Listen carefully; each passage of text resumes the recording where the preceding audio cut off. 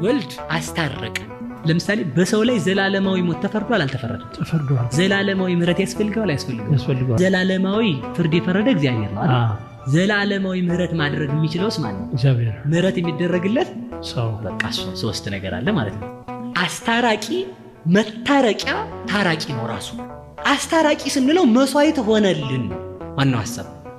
መታረቂያ ስንለው ደግሞ በእግዚአብሔር ፊት የታየልን በእግዚአብሔር ፊት የቀረበልን ሰው ነው። አሁን ለምሳሌ በበላ ቀን ትሞታለህ የተባለ ማን ነው?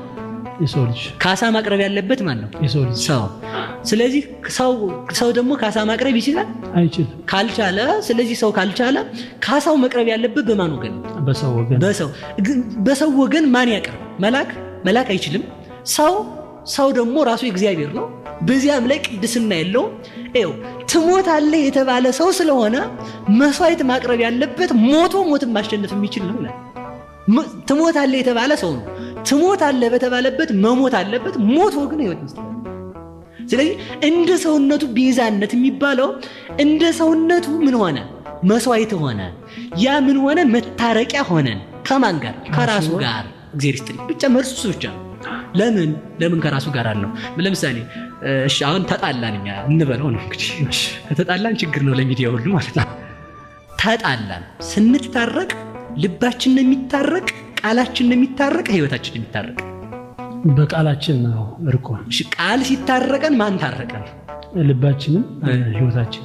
ስለዚህ ወልድ ሲታረቀን ማን ታረቀን? ስለዚህ ከአባቱ ጋር አስታረቀን ማለት ታረቀን።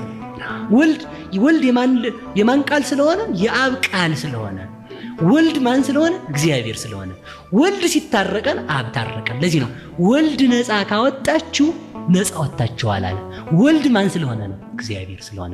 ወልድ ከአባቱ ጋር አስታረቀን ስንል የአብ የወልድ የመንፈስ ቅዱስ አንዲት ስልጣን ስላለቻቸው የአብ ስልጣን የማን ስልጣን ነው? የወልድ። የአብ ስልጣን የወልድ ስልጣን ከሆነ ወልድ ነፃ ሲያወጣን ማን ነፃ ወጣን? አብ። ወልድ ነፃ ሲያወጣን ማን ነፃ ወጣን? መንፈስ ቅዱስ። ስለዚህ ምንድነው አስታረቀን የሚለው? ራሱን መስዋዕት አድርጎ እንደውም እኮ ይላል ዘአረገ ለአቡሁ ርእሶ ዕጣነ ወመስዋዕተ ስሙረ። በቃ ክርስቶስ ካህን ነው ስንል ይሄን ነው የምናውቀው። በአማርኛ ሲተረጎም ለምሳሌ ይሄ ቃሉ ማለት ቃሉ ልተረጉመው ነው። ቀሲስ ማን ችሎት አሉ እንበል ካህን ናቸው። የሚያቀርቡት ማን ነው? ክርስቶስን ነው። የሚያሳርግ ማን ነው? ራሱ ነው። መስዋዕቱ ማን ነው? የሚቀበል ራሱ ነው። የዛሬዎቹ ካህናትም ራሳችንን አንሰዋ፣ ራሱን የሰዋ አለ። እንደዛ ይረገላቡ ርዕሶ ዕጣነ ወመስዋዕተ ስሙረ። ራሱን የሰዋ ያንን የሰዋውን የራሱን ስጋ ለአባቱ የተወደደ መስዋዕት አድርጎ ያቀረበ።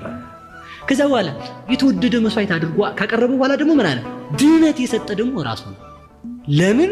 እሱ ሲያድነን አብ ወልድ መንፈስ ቅዱስ አዳነን እንላለን። ስለዚህ ባጭር ቃል የዛሬ ካህናት የሚያቀርቡት ክርስቶስን ነው። መስዋዕቱ ክርስቶስ ነው። የሚያሳርገው ራሱ ነው። የሚቀበለው ራሱ ነው። የካህን ድርሻው ክርስቶስ ምን ጉጠት መሆን ነው። ባጭ መብራት ስንቀጥል ፔንሳ ሆነን መብራቱን እንደመቁረጥ እንደመቀጠል ያለን አገልግሎት መፈጸም ነው። ስለዚህ እንዲህ ያለ ሊቀ ካህናት ያስፈልገናል የተባለው ምንድነው? ባጭሩ ሞት የማይከለክለው ራሱን መስዋዕት አድርጎ የሚያቀርብ ራሱ ይቅር የሚል ለዘላለም የሚኖር እንዲህ ይላል። ምረሶ አርሶ አለ። አንድ ጊዜ ራሱን መስዋዕት አደረገ ካለ በኋላ ወውእቱ ነበረ በየማነ እበይ በሰማያት። ይሄ ነው ተልእኮ እንደሌለበት የሚያስረዳው። ለምሳሌ ክርስቶስ ዛሬም ካህን ነው። ዕብራውያን ላይ ተጠቀሰው ማለት ነው። ዕብራውያን ላይ ተጠቀሰው ምንድነው የምንለው? በአማርኛ እኮ ለፈታው ነው። ራሱን የተወደደ መስዋዕት አድርጎ ለአባቱ ካቀረበ በኋላ አለ። እሱ አንድ ጊዜ ራሱን የተወደደ መስዋዕት አድርጎ ካቀረበ በኋላ ነበረ በየማነ እበይ በሰማያት።